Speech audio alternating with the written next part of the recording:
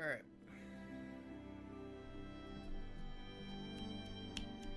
Really would have preferred to be level 3. Well, we can try the old oak and see what happens.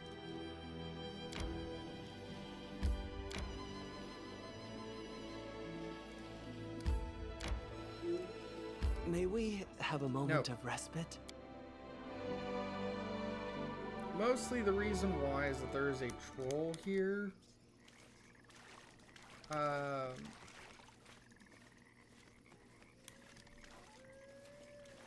Who is pretty tough.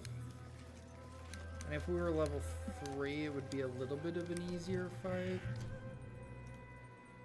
But the reason why I want to fight him is because he has a belt on him. A stat boosting belt, but I don't remember which stat it is. I think it's strength.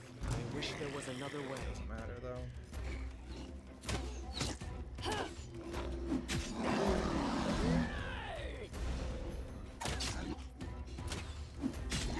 This can't be over.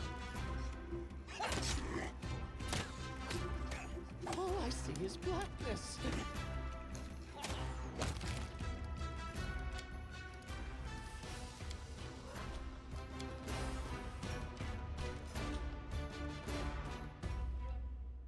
Probably should have brought Octavia. She probably would be better. May we But have a it's moment fine. of respite? Time becomes distance.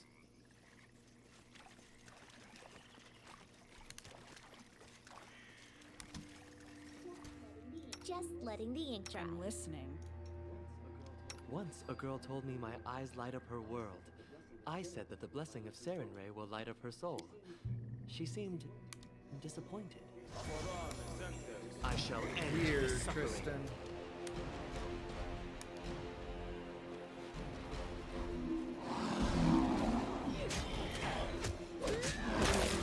Be generous to them, for I am not.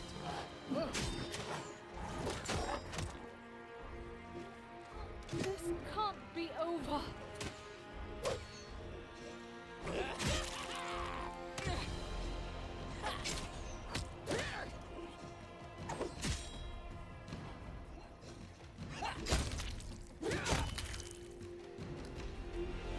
May we have a moment of respite?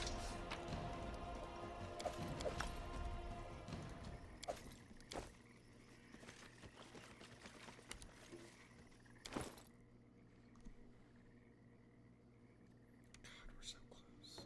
300 XP away. Could go do something else and then come back.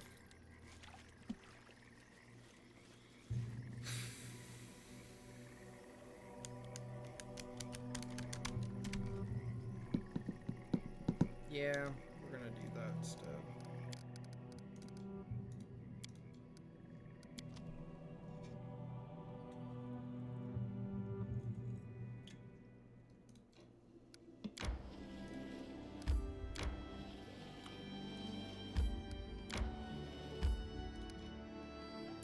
Nope. South. May we have a moment of respite? We should gather our strength.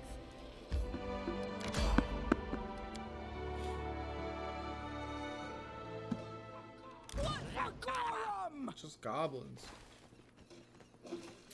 Sarenrae, be generous to them, for I am not.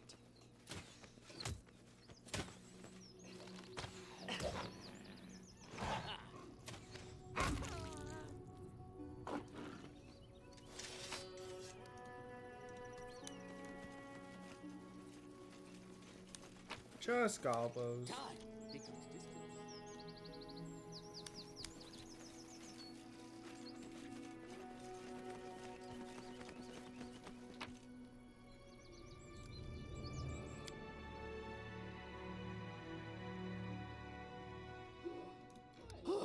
My life is a burden. I don't think I can claim. Yeah, can't claim that yet.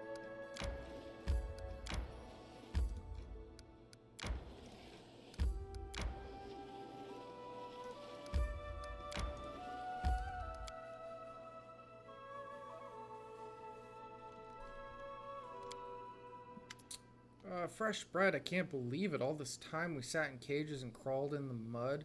And there were places in the world where they were just baking fresh bread. And here we are. I bet they have clean sheets and maybe even take a bath. Girl can dream. Yeah, you deserve it. Well, you can be sure of that. I've got years of rest to catch up on, and I'll be stuffing my face till I turn into a ball. You've done so much for us, and it's all because you are kind? Or maybe it's because you've been charmed by my beauty.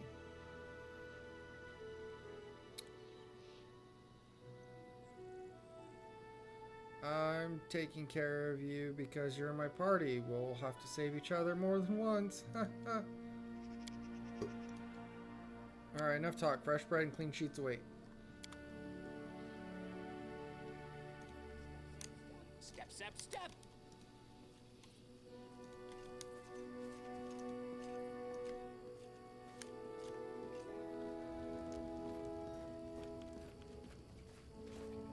Listen, well, since you dispatched the bandits with such skills, maybe you can help us with another problem. There's this feral pig living in the woods. Not a normal pig. We're talking about a vicious boar, as big as a bear and wicked as a devil. The locals call him Tusk Gutter. Many hunters have lost life and limb to him.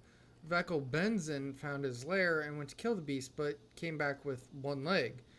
He put a bounty on the boar's head, but it looks like there aren't any heroes around here bold enough to claim it. Maybe you can, Hey, we're better than the local wusses, right? Want to bet I can chop his off this Tusk Gutter's snout in a single swing? Come on, let's find out. Yeah, alright. Fuck it. We'll whip his ass.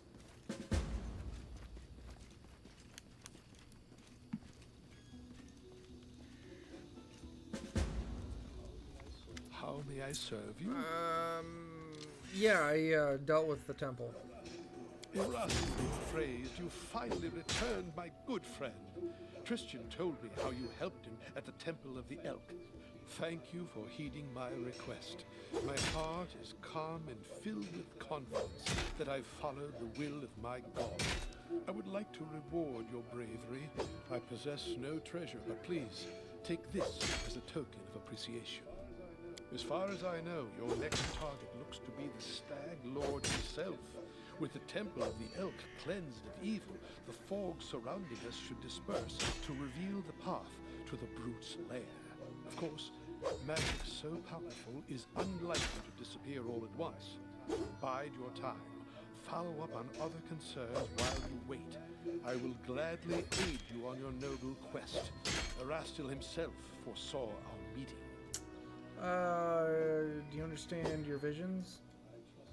I trust in their truth. These visions, they were the voice of Erastil himself. Quiet but clear. Before all this happened, I believed Erastil had turned his back to me. But now, I see clearly. He has shown me divine mercy, for he has led me to you and invited me to aid in a fellow priest's deliverance.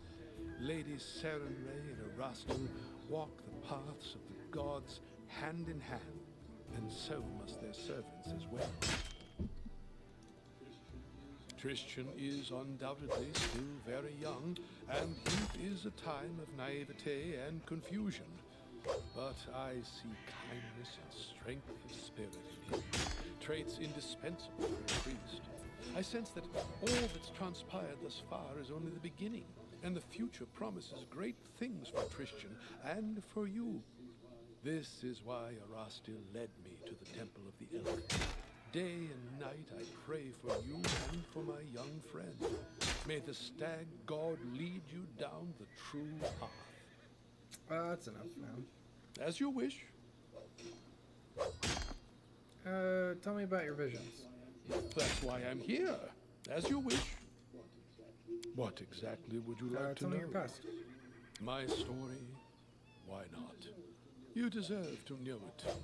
I am a priest of Erastil, and Galt is my homeland. You can imagine what it's like following the teachings of the Stag God in a realm torn by discord and strife. Rebellion and suspicion are the pillars of Galt. Led by Erastil, I tried to guide my flock to embrace tranquility and balance, and guard them from hasty judgment, until I fell from grace myself. Foolish, foolish old John. My misdeeds cast a shadow over my life and service. In search of redemption and a balm for my soul, I took to the road. I had come nearly to despair when Erastil sent me a vision of the Temple of the Elk. I knew that very moment that the stag god had shown me the way to redemption. What'd you do to anger Rastal? Well, if you truly wish to know, I'll have to start from a long time back. Werewolves preyed on the lands around my village. They murdered people for fun or sport and left the corpses to rot on the roads. One night, they broke into a young woman's house and dragged her into the streets. You don't say. One evening, a traveler came to our tavern, tattered and dirty from days on the road like so many others roaming Galt. He sat quietly in the corner of the tavern, drinking cheap ale, and in an instant, I knew he was a werewolf. I felt it in my soul. It was like Erastil himself had whispered it into my ear. They call those people paranoid. Led by Providence, I left to gather my flock, and we surrounded the tavern. The retribution was swift. However, I was tragically mistaken. The young man was no werewolf. He was a bandit, sent to spy on the village by one of the local gangs. We only found out after, when we went through his things. But you saved the village. That's still no excuse for my actions. I was a fool. I made a grave mistake. And what's worse, in the eyes of my flock, I cast doubt on Erastil's greatness. A priest who can barely hear the voice of his god is a disgrace to his lord and himself, and corrupts the very people he would save. Whatever the case, I knew Erastil was no longer pleased with me. It was terrifying. Imagine how my mind raced when here in the Stolen Lands I heard the voice of the stag god once again. He gave me another chance at service to atone for my guilt. Now I have regained hope, and that very hope is my most precious possession. Tell me about your homeland. For some, it's a land of freedom, where power belongs to the people, not to lords or kings. For others, it's a land of never-ending revolution, a realm surrendered to anarchy. It depends on who you ask.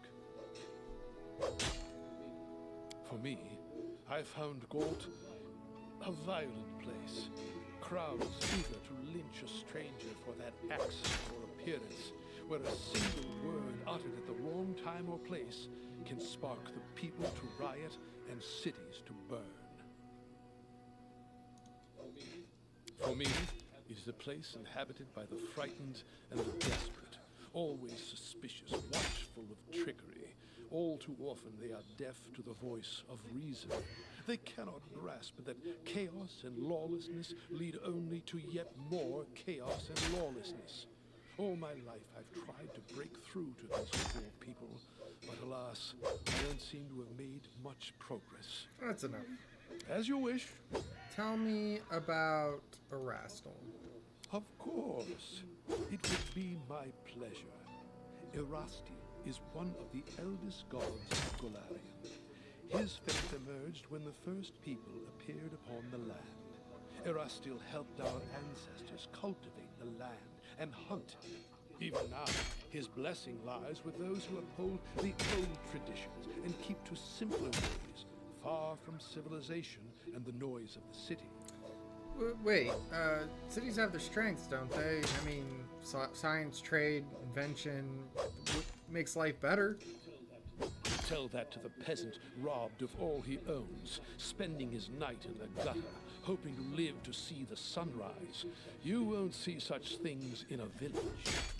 Yeah, I'm just gonna...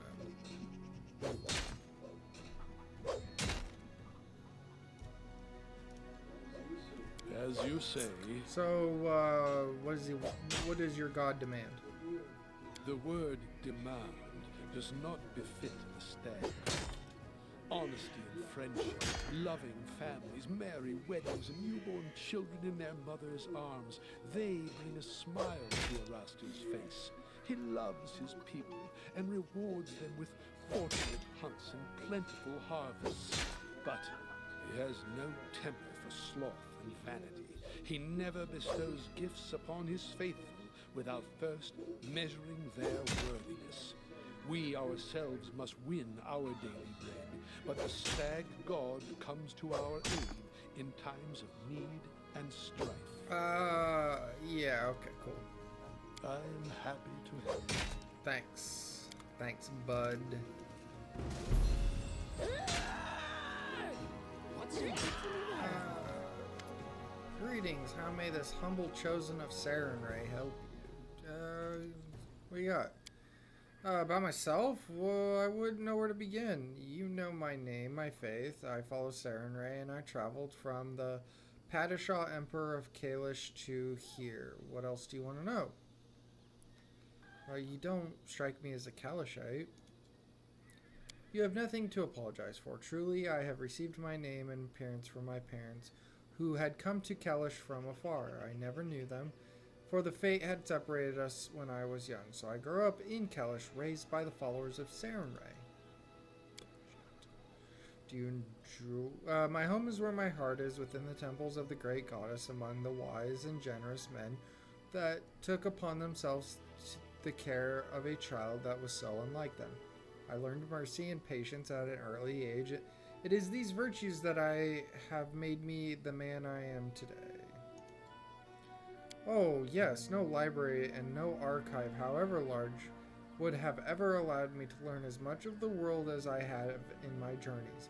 It was only outside the temple walls I realized that every living being is a world unto themselves, a world where many contradictions and passions coexist.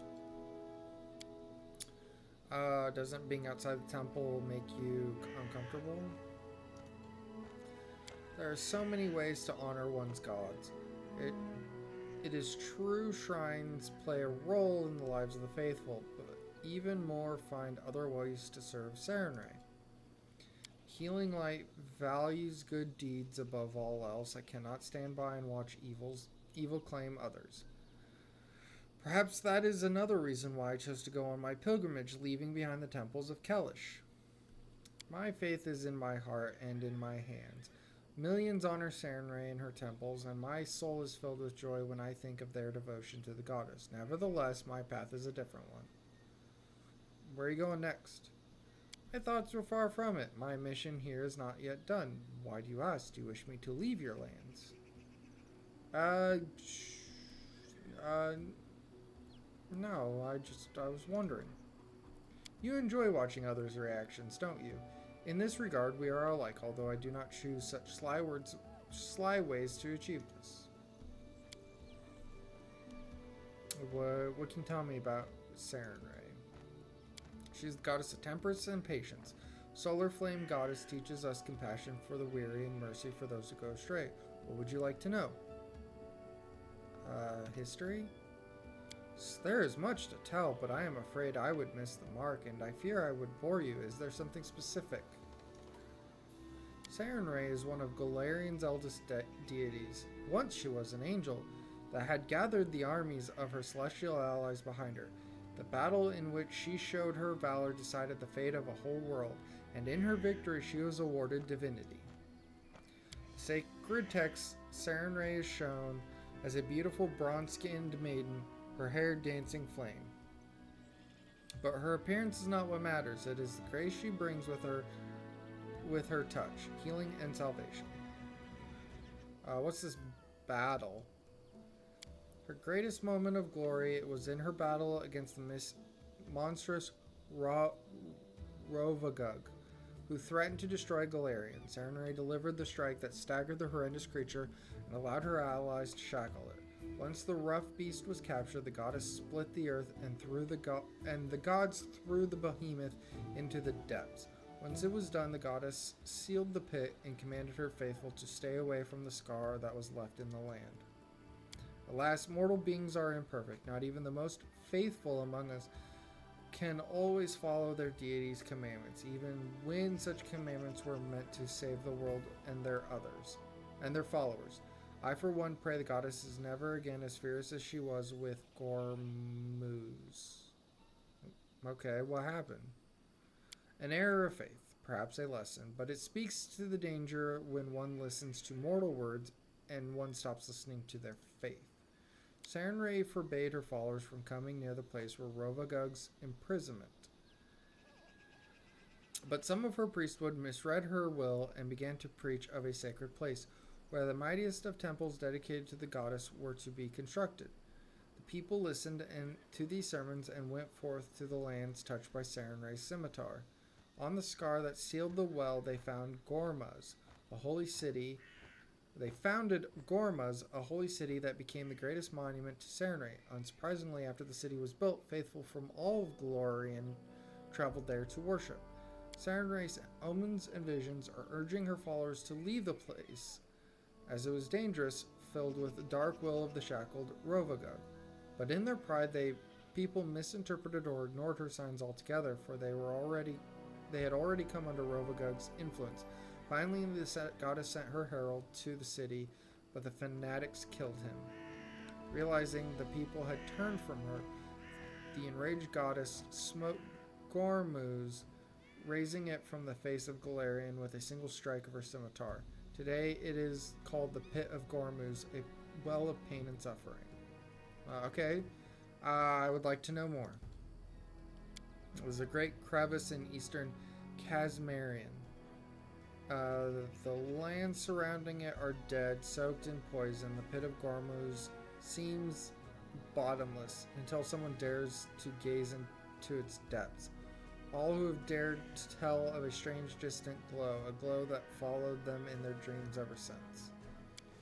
Throughout all of history, the Pit of Gormuz has spawned creatures, hideous beasts, overwhelming power, and driven by one single desire: destroy everything they see. Some were defeated, such as the nightmarish Ulunat, whose carapace to this day towers above the capital Osirian. Others proved too strong to be defeated by mortal hands. The most terrible of them all was the Tarasku, the Armageddon engine, who to this day lies dormant deep beneath Avestan. Okay, have there been wars in Serenray's name? Yeah, terrible battles were once fought between the followers of Nethys, Norgorbur, and Serenray in the lands known as Rahadun. To my shame, I must admit that this conflict was started by my brothers and sisters. They came to a foreign land to make way for the goddess's light with sword and fire. Calamity became known as the Oath Wars, a catastrophe that led the inheritors of Rahadum to deny all gods, banning all faiths from their lands. Alas, the mortal vessels is imperfect, and even a pure faith may be distorted by blind ambition, and great suffering may incur in its name. What are the teachings? Solar Flame Goddess is the light of salvation, even those who have been forsaken by other gods. She teaches mercy and forgiveness for as long as they may be useful to a soul's salvation. You make it sound like followers of Serenray will try to find good even in a bandit with a knife to their throat. Do not mistake compassion for weakness. One hand of Serenray is shrouded in healing light, the other holds a scimitar. Following their goddess, the priests learn to wield this weapon starting from childhood. They do not hesitate to use it if a dispute cannot be settled peacefully. And yet, Tristian, if you were to wield a scimitar in battle, you would get smote very quickly because you're terrible. Serenray preaches mercy, yet her compassion is not infinite. We give a second chance to all who ask, but if they reject it, if they persist in their sins, they will face the goddess's retribution. Is anyone undeserving of mercy? Undeserving of mercy would even Serenray herself find compassion to... Forgive me, your words, they are not easy ones to reconcile, and even priests such as I, we debate them to this day. What is the point at which a soul is irredeemable, or is it a failing of the priests themselves? These are difficult questions to ask, questions wise men have debated for centuries.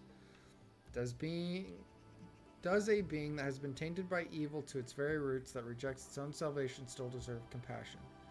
Can those compelled to do evil by others still seek forgiveness? There are no easy answers on these issues among Serenray's followers. As for me, I believe that every soul carries the potential for goodness within. No matter the crime, the guilty may find forgiveness.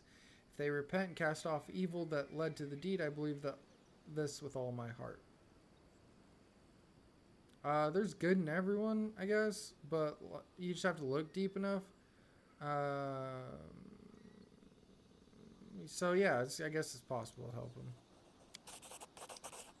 Well, I wouldn't force anyone against their will, although if it serves a good person... No, I'm not ready to make such a decision yet.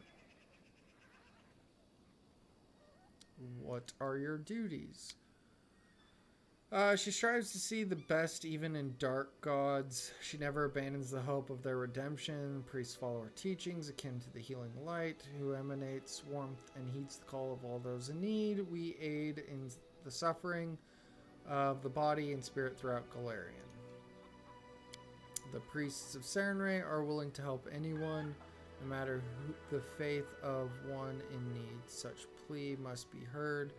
Every misfortune deserves compassion, be it a peasant seeking a blessing for the harvest or a murderer seeking repentance the night before their execution. Sometimes the mercy of the solar flame goddess is the last thing that can save one's soul from ruin. We have no right to withhold it from the truly repentant. How is she worshipped?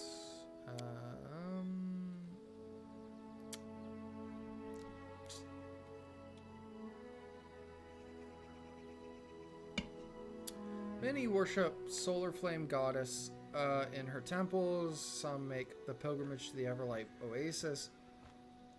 But even those who do not serve the goddess directly rarely shun the festivities dedicated to her, the Sun-Rot Festival for one. What are her temples like, I guess? Serenray shrines are often open to the sky and to the goddess' life-bringing sunlight. Her light fills the temple, enshrouds the parish in warmth, and grants its blessings to all in need. In Kellish, crowds gather during the services so that all may feel the blessing of the goddess. The most ingenious devices are constructed by some of the faithful to please the goddess. I have seen the Temple of Serenray, which housed a complicated array of mirrors, all to direct the light of the sun to the altar. What's the Overlight Oasis? I've never been there, but the stories say that it is a wondrous place sacred to Serenray's faithful. The oasis is located in Zelshabar, which lies in Cosmarin. Pilgrims from throughout Galarian travel there, seeking the goddess's blessing. According to legend, the waters of the Everlight Oasis are imbued with healing properties, and anyone who bathes in them shall be cured of any ailment. Just imagine a place where people from all around the world can come to gather to worship. What stories they must share. And this festival, tell me about it. The Sun-Rot Festival takes place on the day of the summer solstice, when the prayers of her flock can reach Serenray the easiest. On this day, Kellish blooms with color, and in each corner of the Padishah Empire, the people praise their goddess by dancing and singing, setting off fireworks and flying kites. I hope this beautiful custom shall one day reach your lands as well. I'm good. Thanks. So, yeah, what brought you here? I heard rumors. They say these lands are cursed, and the curses are growing ever stronger. As if something is granting them power. I could not ignore such rumors. What curses? Do you not see? Every word uttered in the heat of an argument turns into a prophecy here, just waiting to fulfill itself. And if it were only for the people, the land itself is seething with curses so ancient their origins are impossible to trace. Take the abandoned temple of Erastil, where we met. What happened to it? What force compelled the priest to leave such a magnificent temple behind to the whims of nature? Will we ever know? I myself was nearly slain by beasts. Fortunately, you came along, following Jod, and saved me. I owe you a great debt. Well, you've come quite a ways. When you look at it that way, then yes. But please do not think I came all the way from Kellish because of a mere curiosity. I was wondering long before that. It is a custom of our faith. The farther our paths take us, the more people we may help. Why did Jod see you? Sarenrae sees all good gods and goddesses as her allies. Many fought alongside the goddess against the menace of Rovagug, Erastil among them. By offering my prayer to Sarenrae, I let her know of my misfortune at the Temple of the Elk. The merciful goddess did not ignore my plea, but whom could have she asked for aid than Erastil, whose faith is strong in these lands? Erastil sent Jod a vision, and you came just in time to rescue me. To tell you the truth, I was certain my journey was about to come to an end, and those creatures were to be the death of me. You've been here a while. What do you think the future holds? These are cruel lands. As I came here, I bore witness to much pain and suffering, but I have seen equal kindness among those seeking to protect themselves and their loved ones. The people of the Stolen Lands are resolute and true to themselves, and I admire their strength. Alas, I do not know yet what power the curses that flourish in this land, but I swear I will not leave until we have an answer and the means to cleanse them. You must forgive me for not swearing on Sarenrae's name, but as of late I have troubled the goddess too much as it is. And it would be better to serve her through action, not prayer. Cool. And this title of Chosen, why? Sorry, that was a mere jest. Other acolytes at my temple used to tease me with that titles. That should tell you how pious and devoted I was compared to them. And yet, my faith is strong. Sarenrae knows this and protects me in times of great peril. If something ever threatens my life, by her divine powers, I am transported to a safe location. Neat. Alright.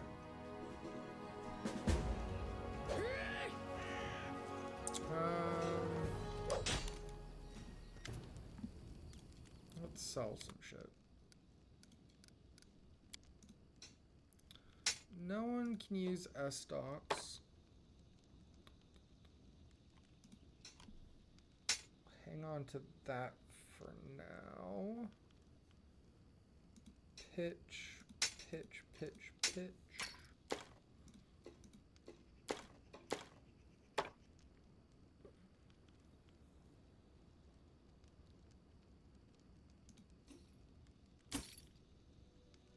Hang on to everything else. Okay.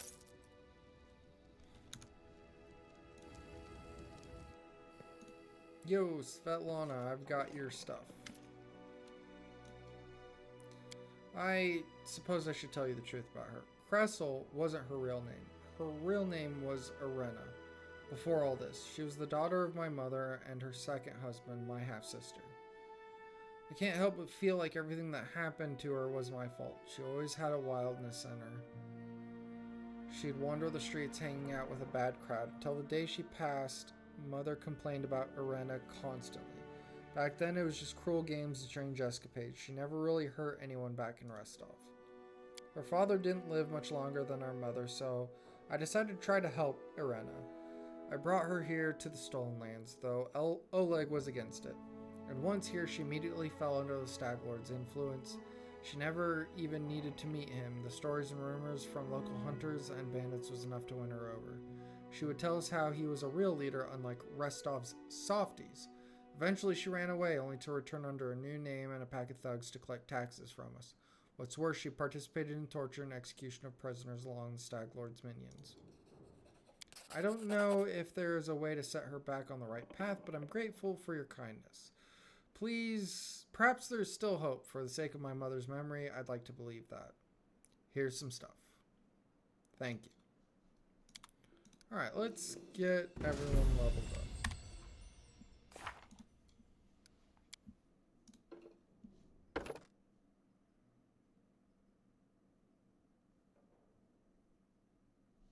And I get finesse training. Yay, finesse training. I have one more point put there. Weapon focus.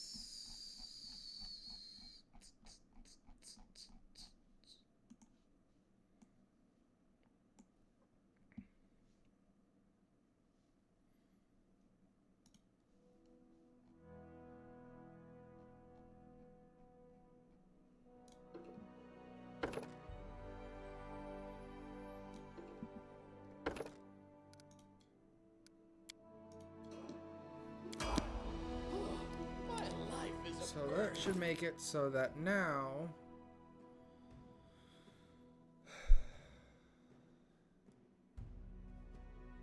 I get,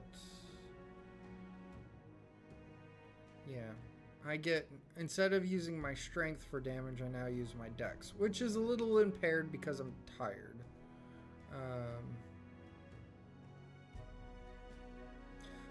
At least for kookeries, anything that's not a kookery would still go off of my strength. But, you know, one step at a time.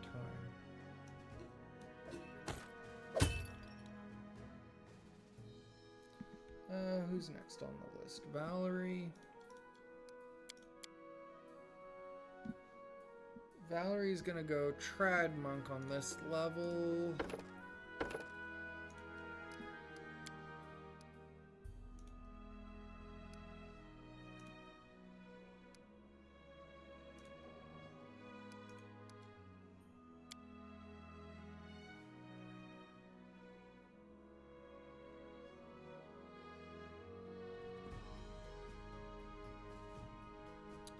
We want armor focus,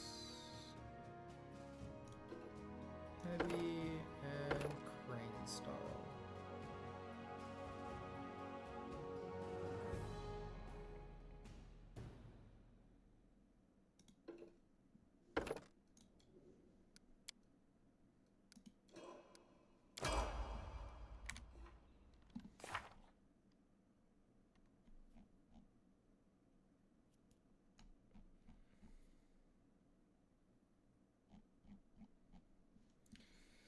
Miri. Next, we'll go another level in Inquisitor.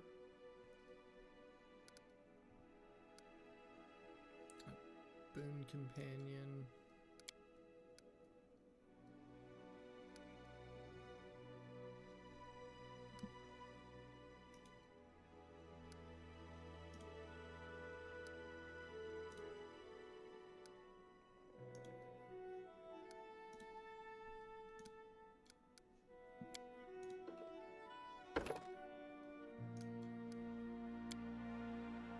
And True Strike.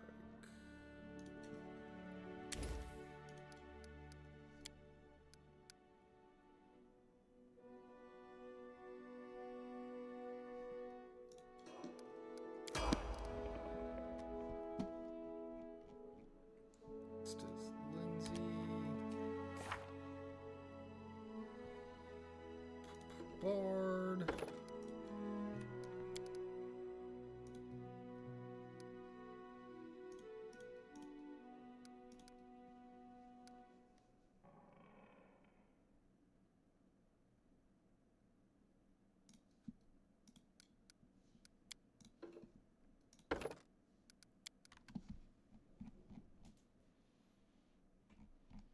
Remove fear.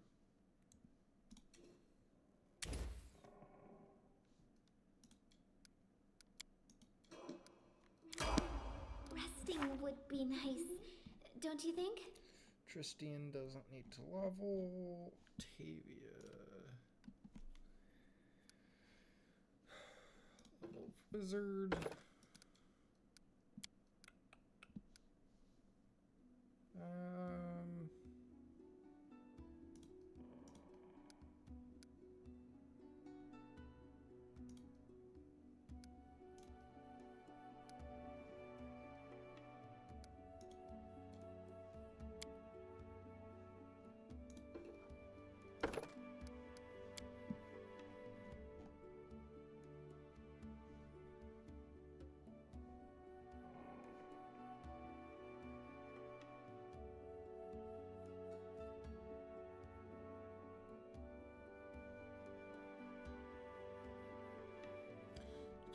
True strike. But you have a large person. Reduce person.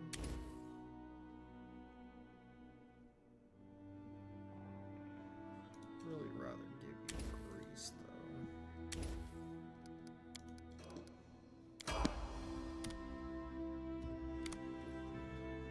Who's next on the list? Jathal. Jathal is next, and she's gonna go Inquisitor. Take combat reflexes.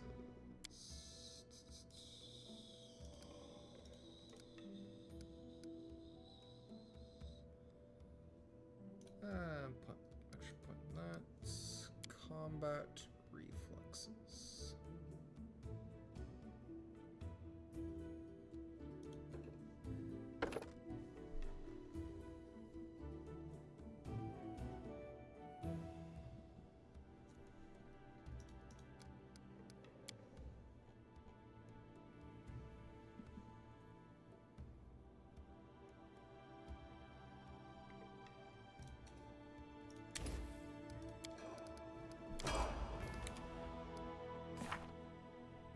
Don't have Jubilis, don't have Harem, so we get to ignore them.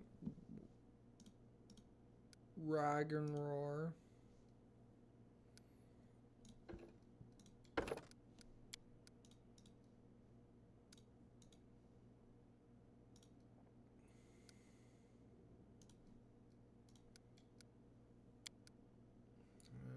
Dodge and arcane accuracy for you. Boom. You have shocking grasp, true strike, shield.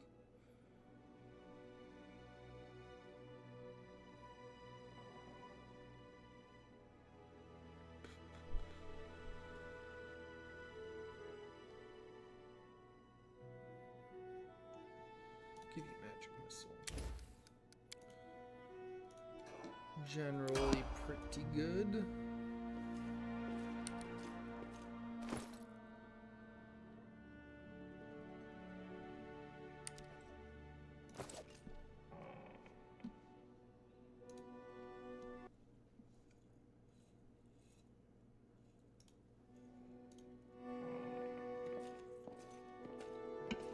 All right. Talk to these two. Oh, hello. Something you need? Tell me about your childhood, I guess. Too little, some scraps of memories, no more than that. Well, what do you remember? Nothing special, some images of a faraway past, that's all. I do remember wooden table legs. The paint on them was peeling off, and I was standing on my toes trying to peek at what was on the table. I remember the wild rose by the window. It kept me up at night, scratching the glass with its gnarled branchlets. I do remember my mother's blue dress. It was a trifle battered, but it smelled of lavender. I guess that's all. Not much there, right? All those memories, it's not like they're mine at all. I recall some images, and I know that I should feel something about them, but I don't remember what exactly I should feel, so let them rot in a swamp with the tassel worms. My life's good enough without them. Well, what about your parents? You're half-elf, right? Am I? You know, I think you might be right. I am rather slim and tall, and I can see well in dim light. And my ears are a bit pointy. Yeah, I'm definitely a half-elf. Let's think about that logically. So my mother was an elf and my father was a human. Or maybe it was the other way around. And maybe my mother was a... So that's it. Now you know about as much about my parents as I do. Do you remember how you were enslaved? I clearly remember the man who took me away from my home. He was big and with a huge pot belly and a shaggy beard. I was afraid he would eat me. Anyway, he didn't stay with me long. He gave me to his slave or accomplices and I never saw him again. When my mother was giving me to him, she was crying. I can still barely hear her quiet voice, but I can't recall her words or her face behind the tears. Just the lavender smell. It tickled my nose and I wanted to sneeze. Did my mother sell me to slavery? But then why was she crying? And if she didn't want me to be a slave, then why didn't she try to save me? One more riddle up from my past that I don't care to solve. Okay. Well, what about your life in slavery? I don't like to recall it, but if you insist, the slavers from the Technically tried to ruin my life, but all they could do was ruin my childhood. How did you happen in the Stolen Lands? My enslavers funded a large expedition into the Stolen Lands, 100 agents, tens of slaves, wagons. We were to search for some ancient artifacts or ancient ruins. Our group never made it to the Technically hideout. Along the way, it was attacked by the future owner of the Stolen Lands himself, and I will be forever grateful to him for it. Did you have many masters? Oh yeah, a lot. Some owned me for years, others felt they had enough of me in a couple of months. Trust me, I did all I could to make every master eager to get rid of me. A slave that's trained in magic is a rather expensive thing, so they wouldn't kill me. At least that was my hope. So I drooled, and I played an idiot, and I listened as every new master argued with my former one, trying to return me. Sometimes I punctured the pages of magic books I was forced to copy with a quill. Other times I pretended to mix up spells, so instead of lighting a magic torch, I set dozens of dancing lights floating just below the ceiling. Of course, those magic tricks of mine usually ended badly. I got punished on a regular basis. My back still remembers the master's whips, though all my scars from those times are long gone. Well, where did you learn to use magic? I was taught by Janusz of Starfall, one of the most famous wizards in Numeria, Maestro Janusz, as he insisted on calling himself. Anyone would be happy to learn from such a great master, and only a talentless bitch like me would dare to reject his teachings and indulge in her laziness. At least that's what he used to say, while whipping knowledge into my back. The great maestro was a big fan of punishment. The League didn't care if a few slaves died under the master's whip, as long as the maestro provided an arcane trained one in return. Officially, there is no slavery in Numeria, but the League is above any law. A slave with an aptitude for arcane is worth much more than a regular one. The slave's repertoire is limited to the simplest and safest spells, of course. Have you ever tried running away? What a silly question. Of course I tried. As soon as we saw even the tiniest opportunity to get free, Reg and I grabbed for it. On one occasion, we jumped from the cart into a river. There was a time when we spent weeks trying to dismantle the far wall of the barracks and make a path out. Sometimes we attacked our guards when they least expected it.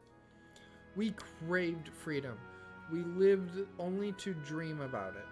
Those short days, sometimes weeks, that we spent on the run were the happiest days of my life. We used to hide in the woods or blend in the crowd on the streets of Starfall. Midnight stars were our guiding lights, and we shared our dream with them, to reach the river kingdoms.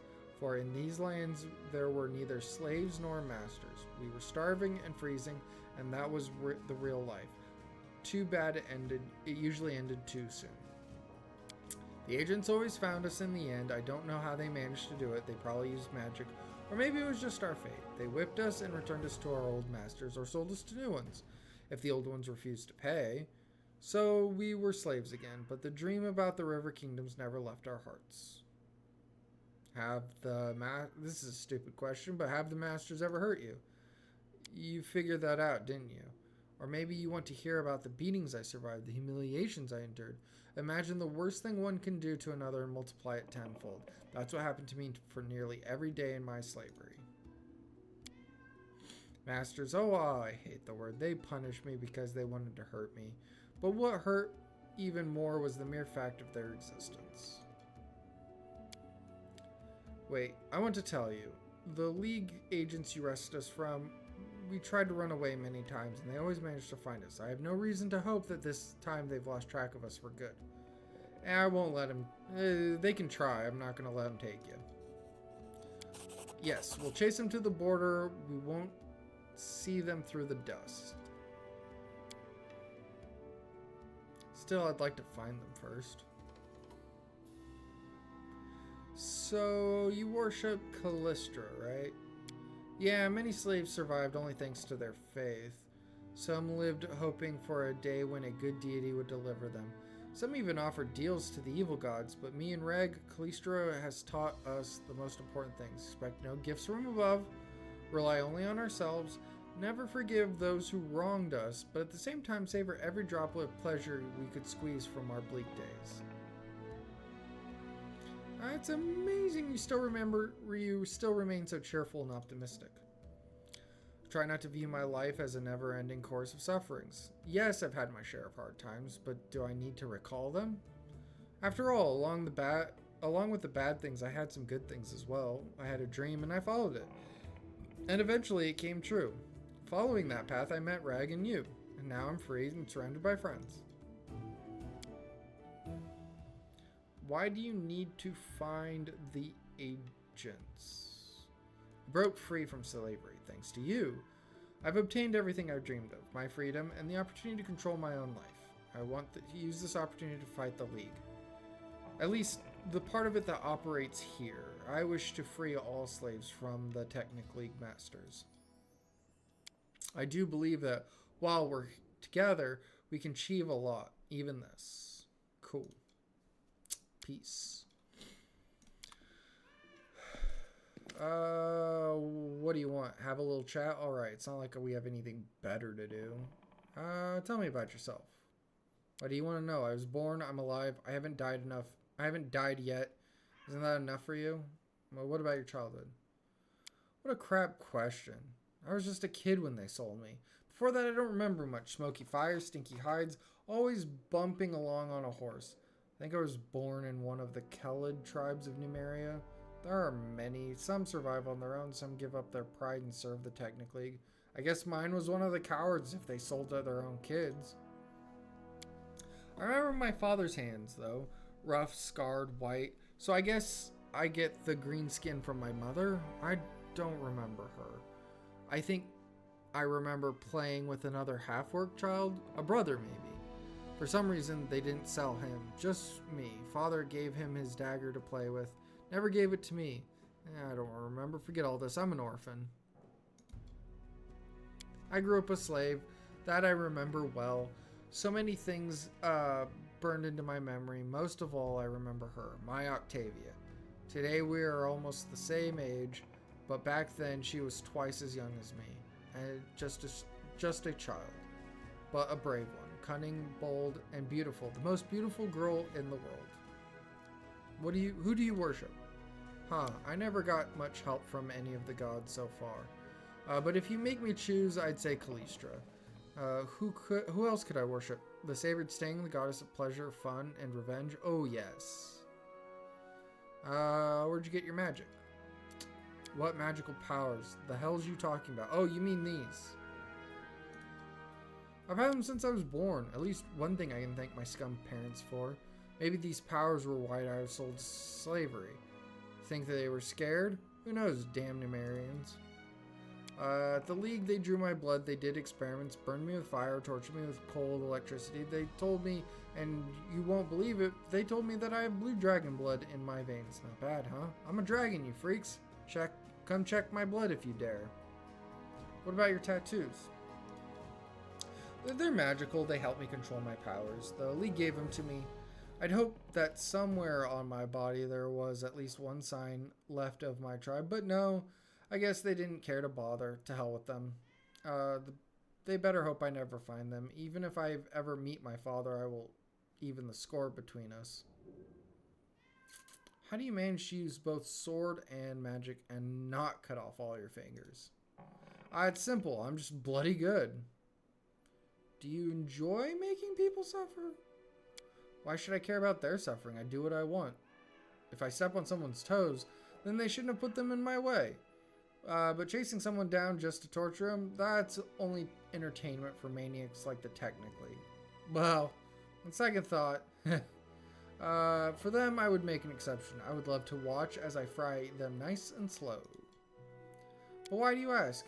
Do my methods shock you? I mean...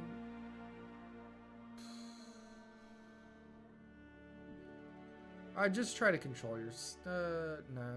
Yeah, just try to control yourself. I don't need meaningless atrocities. If you say so, you're the boss. We'll make sure all of our atrocities are meaningful. Wouldn't want to upset the boss. Tell me about Numeria. What, you mean my life as a slave?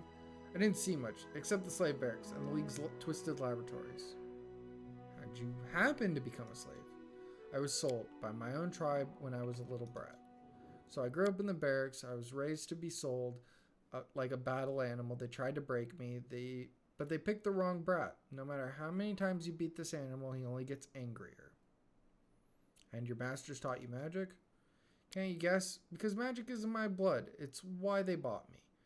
I wasn't raised as some lowly mop slave, but as a murder machine. I'd fetch and I summon gold. You might even ask if they knew I'd take the first opportunity to rip out their guts using everything that they taught me. Of course they did. That's the Technically. They'd calculate risk. Octavia kept pretending to be simple-minded so that they wouldn't expect anything of her, but I made every effort, though they didn't teach me much. What is there to teach? It's not book magic, it's innate. They made me practice with my sword more. But I did my best in everything and I studied all I could. They knew they were raising an enemy, but they thought that they could keep me on a short leash or sell me to someone with deep pockets so I'd become someone else's problem. But who won in the end, huh? Who is free? Who will bury all of them?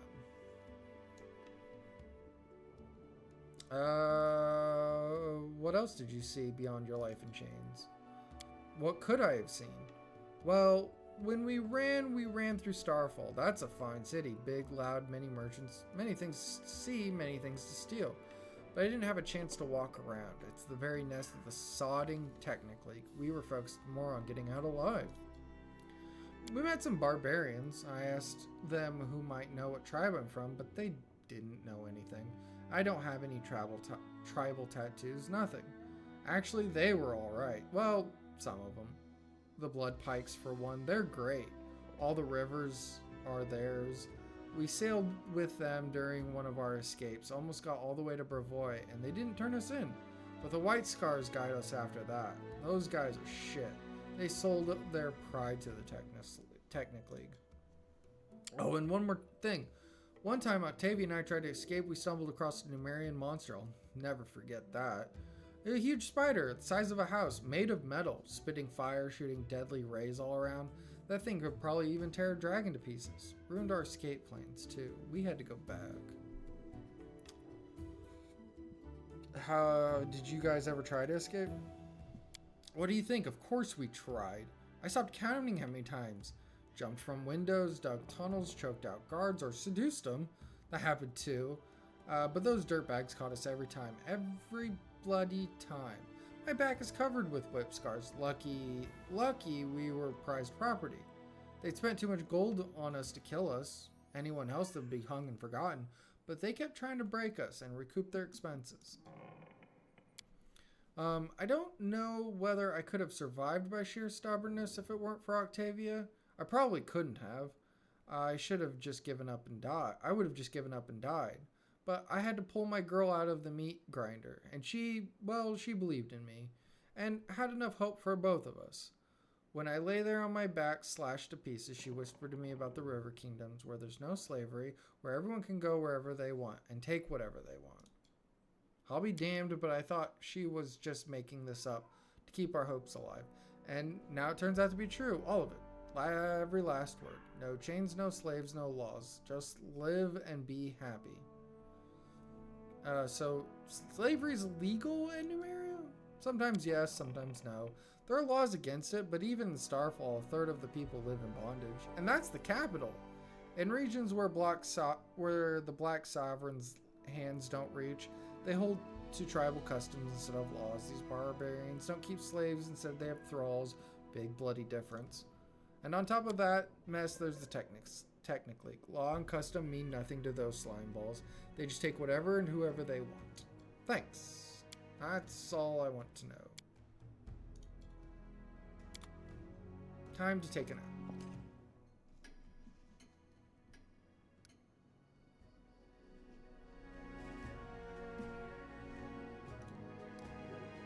Although, I probably screwed up.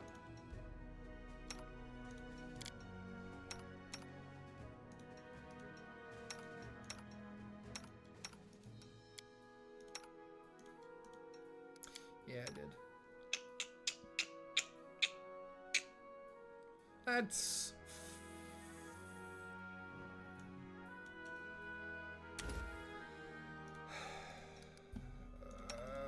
I forgot that I had a wizard who needed to prepare spells. It's Trail me.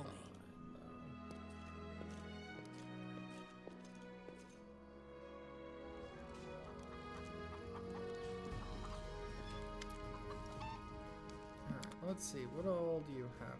Do you have any more kukris for me?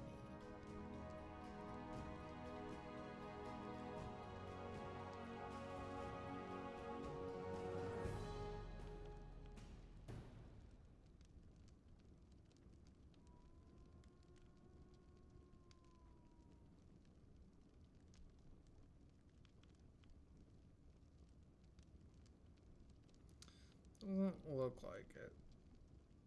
So I'll have to settle for being down one. Boo. What do you have for armor,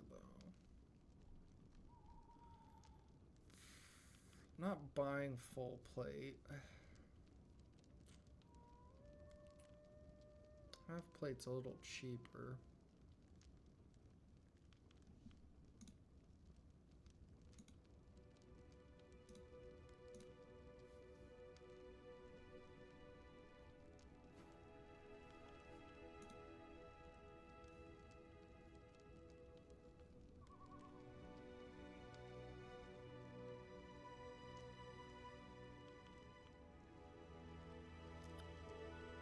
Wouldn't help though. Full plate would be better than the half plate. There'd be no point in giving Valerie half plate. It wouldn't change her AC.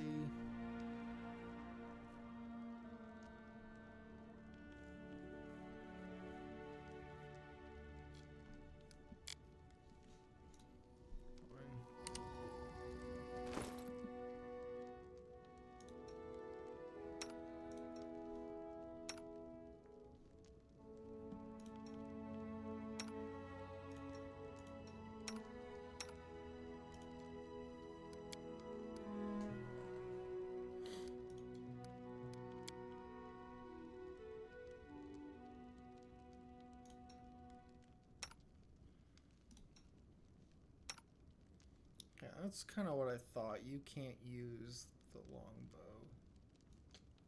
Because you're not a full-blooded elf. You nerd. He already has a chain shirt. But you're working with them.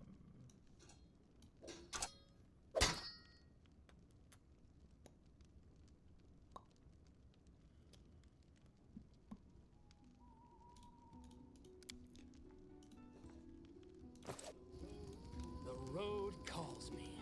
I'll take the bait.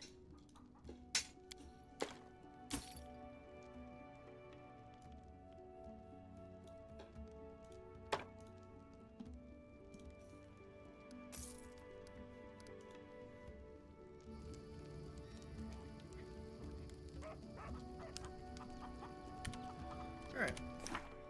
Let's go. Step, step, step!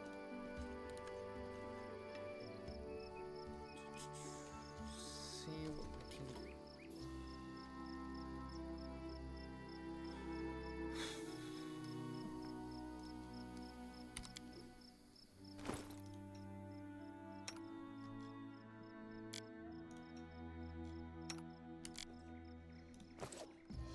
time becomes distance.